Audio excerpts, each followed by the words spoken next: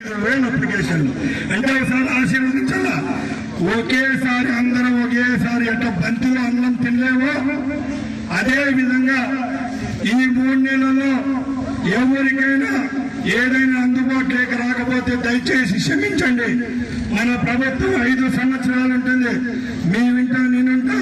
తప్పకుండా ప్రతి ఒక్క కార్యకర్త ప్రతి ఒక్కరి రుణం తీర్చుకునే అవకాశం నాకు ఇచ్చారు కాబట్టి తీర్చుకునే దానికి నేను సిద్ధంగా ఉన్నాను తెలియజేసుకుంటున్నా. అలాగే ముందు చెప్పిన విధంగా మన నియోజకవర్గంలో గత 5 సంవత్సరాల ముందు 5 సంవత్సరాలు ముందు కాదు 5 సంవత్సరాలు మన మండలాలు 6 మండలాలు ఉన్నాయి.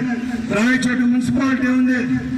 తెలుగుదేశం పార్టీ కార్యకర్తలు కొట్టినారు, భూములు లాక్కున్నారు, ఆన్లైన్లు మార్చినారు, 1Bలు మార్చినారు. అదే కాకపోతే రికార్డులు కూడా కాల్ చేసినారు.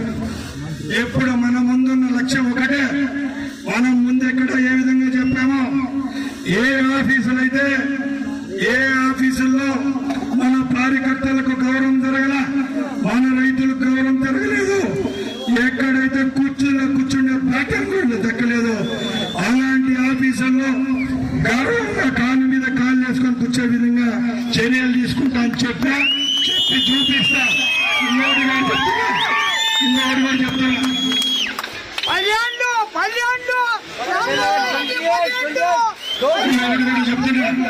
మీరందరూ గమనించాలా.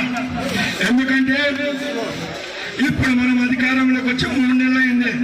ఇంకా మనం అధికారులను ఆ మత్తులో ఉన్న అధికారులు చాలా మంది ఉన్నారు. వాళ్ళు ఉంటారు కాబట్టి ఇంకా మనకు ఆ కష్టాలు అనిపిస్తాయి.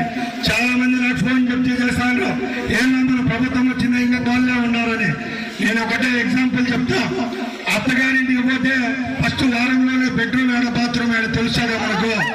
అట్లా నేను కూడా పిల్ల మంత్రి కాబట్టి ఒక 5 నెలలు ఓపిక పెట్టండి. ప్రతి ఒక్క గ్రామానికి నాయకులను రెడీ చేస్తాం. ప్రతి ఒక్క గ్రామంలో ప్రతి ఒక్క ఆఫీసుకి ఎక్కడ వెళ్తే అక్కడ మీకు సగర్వంగా కూర్చొని పెట్టుకుని పనిచేసేదానికి నేను సిద్ధంగా ఉన్నా. దీనికి కూడా ఈ టైం కూడా ఎందుకు తీసుకుంటున్నామంటే మనకు పైన కింద 2 పక్కల పని ఒత్తిడి ఎక్కువగా ఉంది. ఇంకా అధికారుల యొక్క బదిలీ జరగల, ఇవన్నీ జరగలేదు కాబట్టి ఈ సమస్యలన్నీ ఉన్నాయి. ఈ సమస్యలన్నీ తప్పకుండా ఒక దారిని పెట్టేదానికి ఇంకో 2-3 నెలలు టైం పడుతుంది కాబట్టి మీరంతా క్షమించి ఆ అవకాశాన్ని నాకు ఇవ్వాల్సిందిగా కోరుకుంటున్నా. అలాగే నేను చెప్తున్నా, గ్రామాల్లో నీటి సౌకర్యం లేదు. మన ప్రాంతం రాష్ట్రం అంతా నీళ్ళల్లో కొట్టుకొని పోతుంది.